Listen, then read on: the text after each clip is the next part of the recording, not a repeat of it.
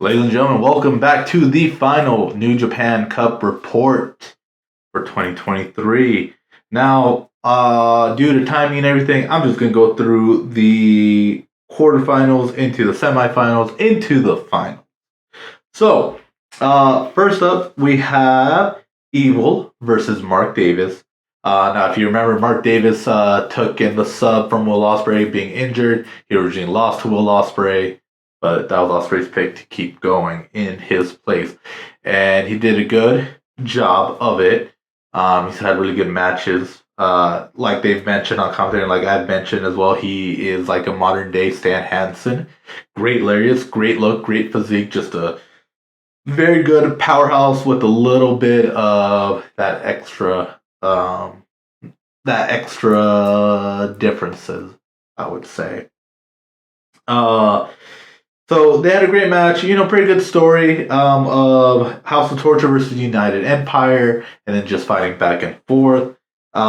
Evil had gotten his last win, doing some underhanded shit, a lot of it, and now he tried to do that again, but he still did not pick up the win. The win went to Mark Davis. Well, very well deserved, putting him into the semifinals, which is really impressive, being this is his first time in the New Japan Cup. After that, we had Sonata versus Naito. Really good, competitive. It's starting to show after the first two round matches for Sonata and him showing that he doesn't have that fire behind him. You started seeing more of that fire. And it started showing more as a serious competitor. Now, something that was interesting that was brought up was the fact that Naito, in Korakuen Hall, so that specific arena that they're in, he had been undefeated for the last 7 years at any event that they did there, which is pretty interesting and pretty impressive. But that all ended on this show when Sonata defeated Naito and ending that streak. Like I said, showed him more as a serious competitor, especially because when he won, he turned on Lij. Now he didn't really attack them; he didn't do anything. But just four guys, still hate the name. But Taichi, Taka Michinoku, Kanemaru, and Doki all came out, joined them, and he revealed that he has now joined them, becoming just five guys. Again, dumb name.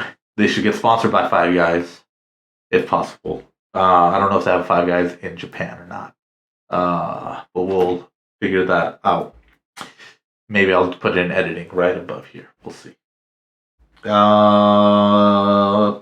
yeah, he turned on him. Officially leaving the group, kicked the. Shingo was on commentary, so he went to the ring to see what was going on, and then Hiromu Takahashi came out. I think Bushi came out, but I'm not sure.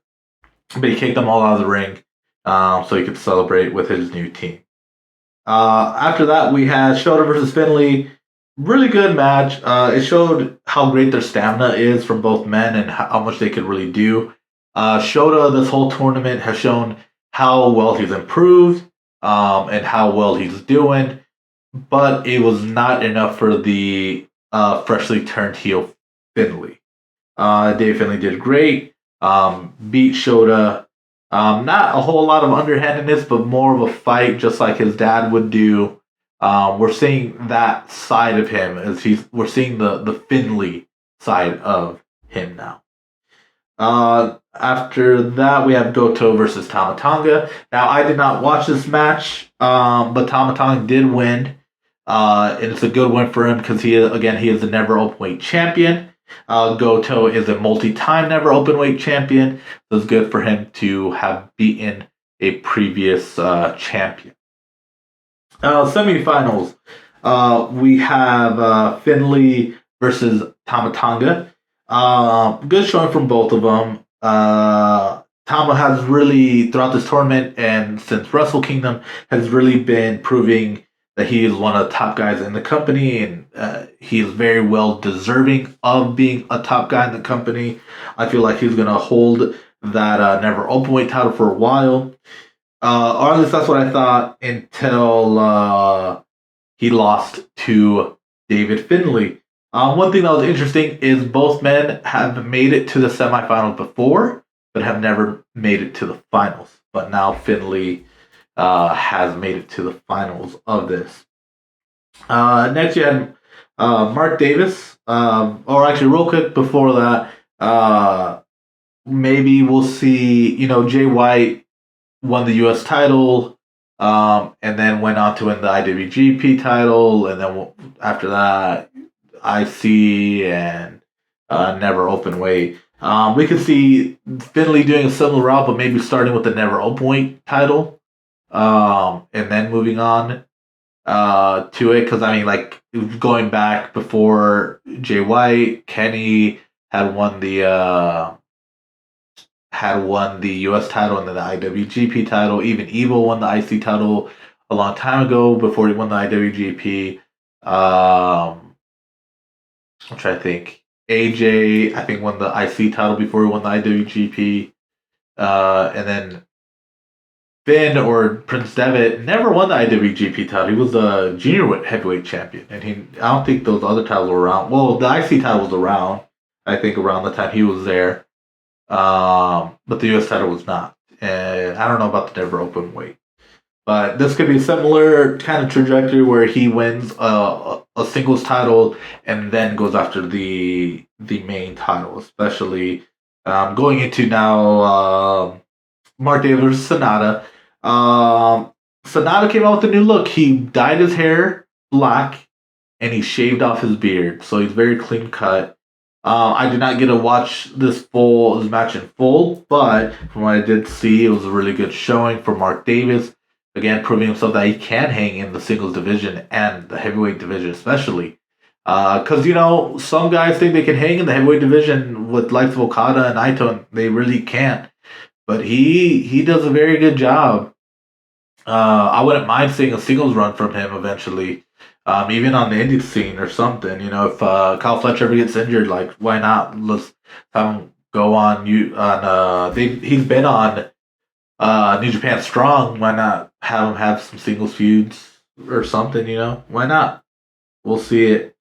And then the finals, we had Sonata versus David Finlay. Really good match. A lot of back and forth. It was a really good showing from both guys. Both deserved to win, but of course, there's only one winner, which was Sonata. Sonata throughout the tournament has been using a new finisher, and he caught David Finlay with the new modified DDT. And this DDT is like the one Velveteen Dream used to do, and the one that Alexa Bliss, I think, is still doing right now.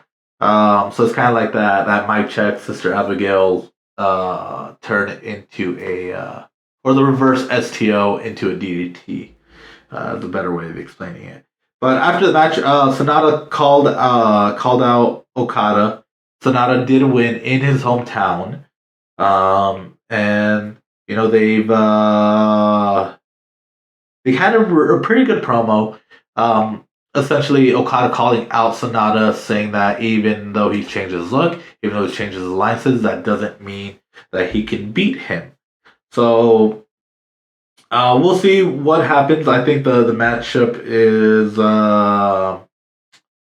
let's see, going to be at Sakura Genesis, which is on April 8th, so a week after WrestleMania. So I'll be excited to watch that show. We will also have on that show Hiromu Takahashi defends the IWGP title against Leo Rush, which will be really cool to see. But yeah, it was a good tournament. This was my first time fully watching the New Japan Cup, so it was really cool to see. Really cool to listen to from commentary standpoint. If we will, I'll be doing this again for Best of Super Juniors, which starts in May, and then we'll have Forbidden Door in June, and then in June, I believe the G1 starts, which we will try to do this as well. That one will be a little bit more difficult depending on how it goes this year. You'll see prediction videos as well before each tournament starts. Soon enough, there'll be a prediction video on the competitors in the New Japan Cup. So look forward to that. Hope you enjoyed. Please like, share, and subscribe. Tell me what you thought. Tell me what you thought of Torment. Tell me if you think who should have won. I think Dave Finley should have won. Thought it was a good choice. He was my, I guess, technically third choice when my first choice was Shingo. And then let me know what you guys think about the New Japan Cup and the G1. But get fucked.